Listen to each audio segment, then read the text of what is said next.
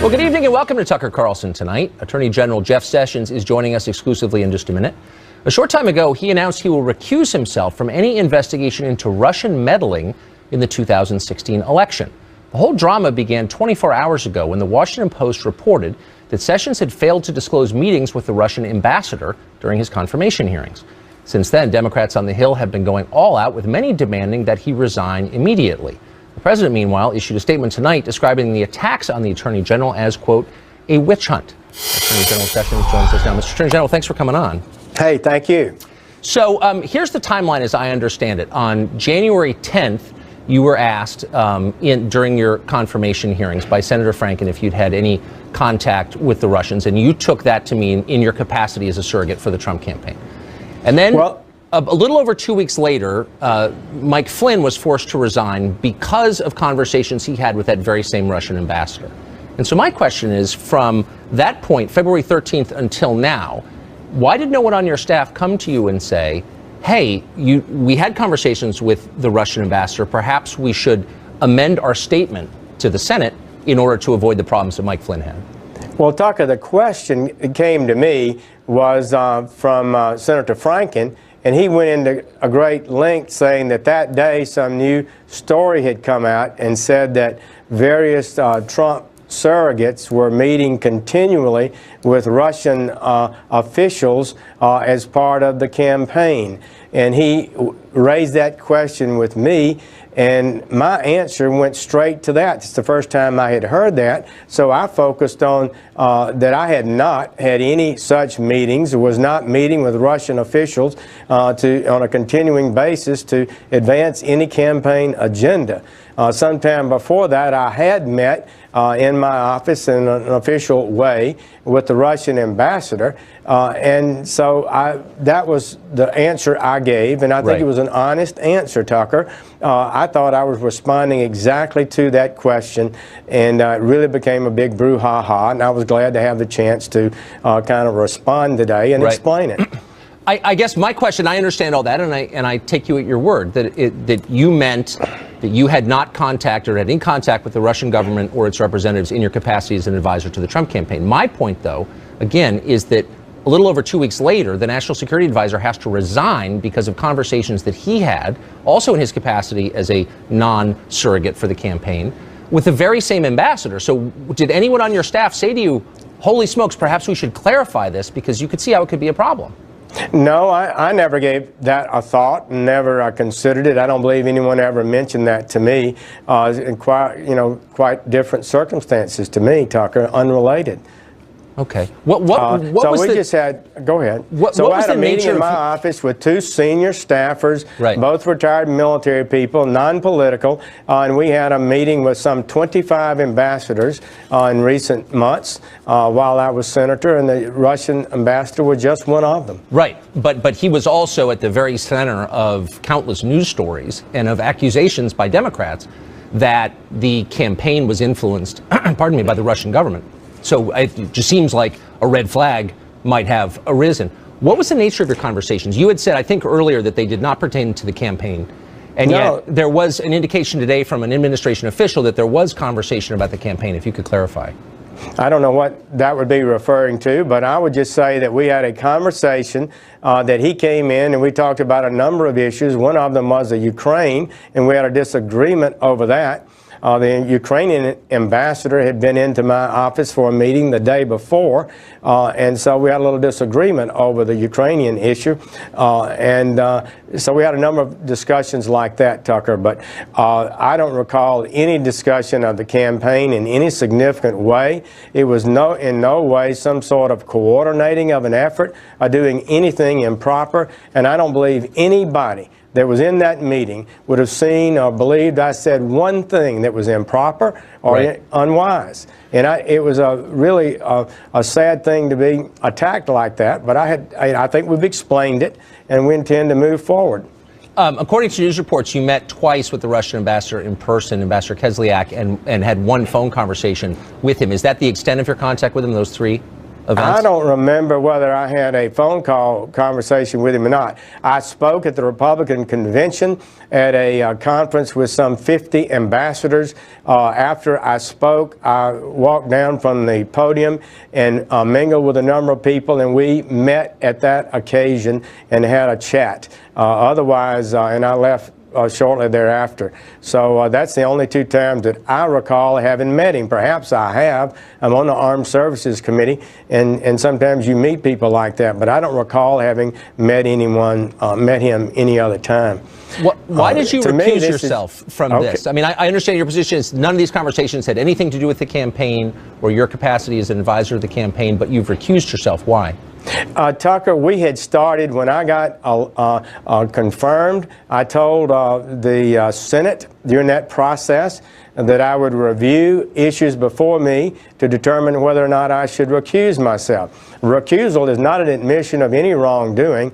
It's simply that whether or not you can be perceived as fairly deciding a case or evaluating a case. And so I committed to do that. After I became Attorney General, and I've only been there 3 weeks, we met with professional staff, ethics people to discuss this issue, and we had a full meeting a week or so ago and planned to have a meeting today. It was on our schedule to make a final decision about whether or not I should recuse myself. And the reason I believed I should recuse myself is because I was involved in the campaign.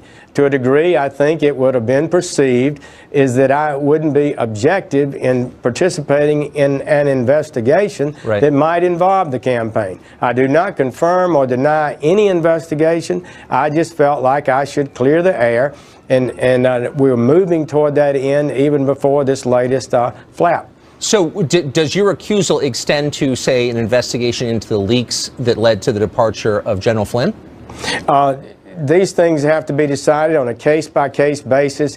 Anytime anything comes up connected to the campaign, I would be recused because I've made that clear. If something else comes up that's not related to the campaign, we would go through the same process as I committed to the Senate, and that I have done, and that is to see if there's a reason I should not be involved in the case. Right. So I think I've performed exactly correctly for an Attorney General of the United States. Now, you're a foreign policy advisor. In fact, you're the chairman, I think, of the foreign policy advisors to now President Trump.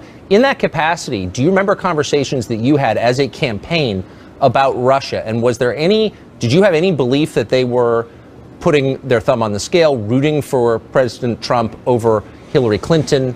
What were your conversations about Russia? I never had any conversations about, with the Russians about this campaign and putting them assisting in the campaign or anything like that. I went out and spoke, and I campaigned for Trump, but I was not involved in anything like that, you can be sure. But did the campaign, I guess my question is, did the campaign believe that the Russian government, the Putin government, favored Trump over Clinton in this race? I have never been told that. I've never been told that. Do you think they did? I don't have any idea, Tucker. You have to ask them. Right. Do you think, I mean, the core allegation here from Democrats and some Republicans on the Hill have suggested that they don't think it's a crazy idea, that the Russian government influenced the outcome of this election. Do you think that that's true? I think the evidence is, people are bringing forth evidence, and there are congressional committees that are investigating that, and I believe the truth will come out. It usually does. Huh. Do you think there has been any evidence uncovered to this point? Well, I'm not going to comment on that. I'm not going to make a judgment on that today. But there's an investigation in progress, and so wouldn't that suggest that, I mean, I guess my question to you is, you often hear that allegation and the suggestion that there is actual evidence, and there must be some in order to have triggered an investigation, or no? Well, you know what in the newspapers, and you know that the Congress is investigating now, and the intelligence committees and other committees may also investigate. So that will just have to play out, and as it always does in a democracy. So we just received a call from your office, and I'm hearing from my producer that they are saying that there was not a phone call between you and the Russian ambassador that's been included in press accounts. Was there? I don't recall any such phone call. You don't recall any such phone call. Do you think that if this investigation, which I presumably you can't comment on, is going forward. You just said that suggests that there is evidence. Is there some other point to it? What is the point exactly of this investigation? I am not going to comment even of the existence of an investigation. That's improper for the Attorney General to do so, and I will not comment on that. That's part of the standards of the Department of Justice. Right. So your position is you're just recusing yourself from any investigation into anything relating to the Trump campaign. I've made that statement clearly in writing as to what I've recused myself on. Okay. Yes. And will you be amending the congressional record or the official record as to your testimony on January 10th about your meetings with Russia? I'm going to submit, yes, a supplement to the record. My response went to the question, as I indicated, about the continuing surrogate relationship that I firmly denied and correctly denied, and I did not mention in that time that I had met with the ambassador, and so I will definitely make that a part of the record as I think is appropriate. So my final question is, why do you think the Russian ambassador wanted to meet with you a couple of times? What was their objective? I didn't have a meet with him a couple of times, Tucker. I met with him after I spoke, and we chatted on the floor of this meeting, and then he called to meet with me. I literally met with 25 ambassadors during this period of time, and many of them were attempting to sell their country, assert the issues that they thought were important to their public safety and their issues that they felt were necessary for them. And I just listened, frankly. Very little occurred in those meetings, but I kind of enjoyed them. It was a good experience. Well, I don't think it implicates you to describe what their agenda is, but it is of interest to everybody else. I mean, they clearly went out of their way to talk not just to you, but to other members of the Senate and to General Flynn, et cetera. I mean, but they were clearly trying to sell their position on something. And what was your impression about what their objective was? Like, what was the issue that mattered most to them? You know, I'm not sure. The thing that really caused him to push back was a discussion of the Ukraine, as I recall. And as I described it, everything everybody else said about the Ukraine and what Russia did was wrong, and everything Russia did was right. He was sort of the old-style ambassador, in my opinion, and that was perhaps the thing that he wanted to share. But I'm not sure what was primarily on his mind. Have you asked the people who are in the meeting, the one sit-down meeting with the two military aides, their recollections of this? A little bit, yes. We've discussed it. And their memory is the same as yours? They don't recall exactly, but Ukraine was at the center of it. Right. So the question here is, I don't believe there's anything wrong with a United States senator meeting with an ambassador from Russia. Right.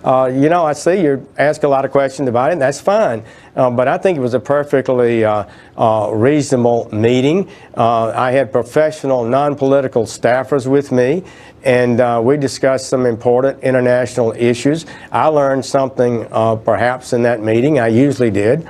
And so that's what happened. People were ambassadors were coming by to see me pretty often.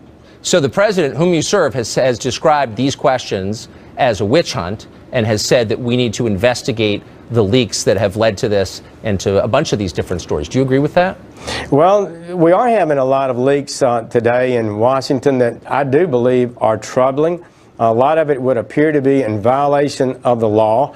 And it's an unhealthy trend, and we've got to do better about it. I do believe every department needs to take a greater interest in maintaining proper security. Do you see this as a witch hunt? I don't think what was said about that meeting I had with the Russian ambassador was legitimate. I think it was hyped beyond reason, and I think it was unfair. And I was glad to be able to address it today. Attorney General Jeff Sessions, thanks all for joining us. Appreciate it. Thank you.